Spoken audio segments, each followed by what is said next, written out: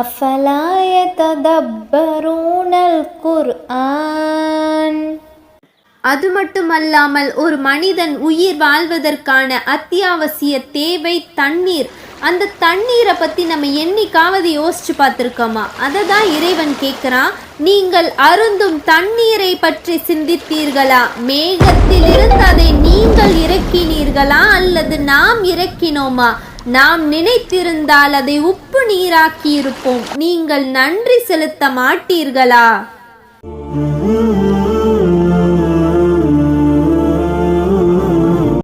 சுபஹானல்லாஹ். ஒருவேளை இறைவன் மேகத்திலிருந்து இருக்கக்கூடிய தண்ணீரை உப்பு நீர் ஆக்கியிருந்தா நம்முடைய நிலை என்ன?